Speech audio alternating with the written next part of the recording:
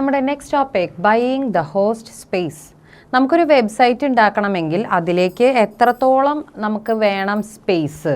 അപ്പോൾ ആ സ്പേസ് നമ്മൾ വാങ്ങണം. ഇപ്പോൾ എത്രത്തോളം വലിയ വെബ്സൈറ്റാണ് നമ്മുടെ അത് ആശ്രയിച്ചിരിക്കുന്നു എത്ര സ്പേസ് ആണ് വേണ്ടതെന്നുള്ളത്. അപ്പോൾ എത്ര എമൗണ്ട് ഓഫ് സ്പേസ് വേണം. പിന്നെ ലിനക്സ് അല്ലെങ്കിൽ വിൻഡോസ് സെർവർ അത് സെലക്ട് ചെയ്ത് അതിനാവശ്യമായിട്ടുള്ളൊരു പാക്കേജ് ഉണ്ട്. ആ പൈസയാണ് നമ്മൾ അതിലൂടെ കൊടുക്കേണ്ടത്. പിന്നെ ഡൊമൈൻ നെയിം രജിസ്ട്രേഷനാണ് അടുത്ത സ്റ്റെപ്പ്.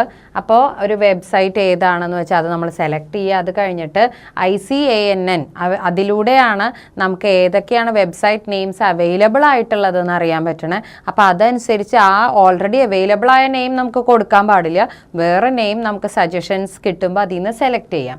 പിന്നെ അത് കഴിഞ്ഞാൽ ഹൂ ഈസ് എന്നുള്ളതിൽ നമ്മൾ നമ്മുടെ name, address, telephone number, email ആർക്ക് വേണ്ടിയിട്ടാണ് രജിസ്റ്റർ ചെയ്യണ ഈ വെബ്സൈറ്റ് തുടങ്ങാമെന്ന് വെച്ചാൽ അവരുടെ ഡീറ്റെയിൽസ് എല്ലാം ഫില്ല് ചെയ്യണം.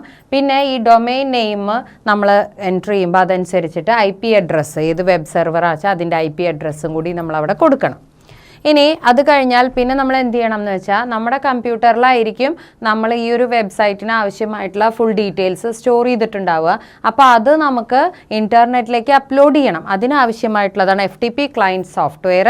അപ്പോൾ ഈ സോഫ്റ്റ്വെയറിൻ്റെ സഹായത്തോടെ നമുക്ക് ഈ ഫയൽസിനെയൊക്കെ ട്രാൻസ്ഫർ ചെയ്യാം. എവിടെ നിന്നും നമ്മുടെ കമ്പ്യൂട്ടറിൽ നിന്ന് എവിടേക്കാണ് ട്രാൻസ്ഫർ ചെയ്യുന്നത്, നമ്മൾക്ക് വെബ് സെർവറിലേക്ക്. അതായത് to transfer the files of the website from our computer to the web server. നമ്മുടെ കമ്പ്യൂട്ടറിൽ നിന്നും വെബ് സെർവറിലേക്ക് നമ്മളതെല്ലാം ട്രാൻസ്ഫർ ചെയ്യുന്നു.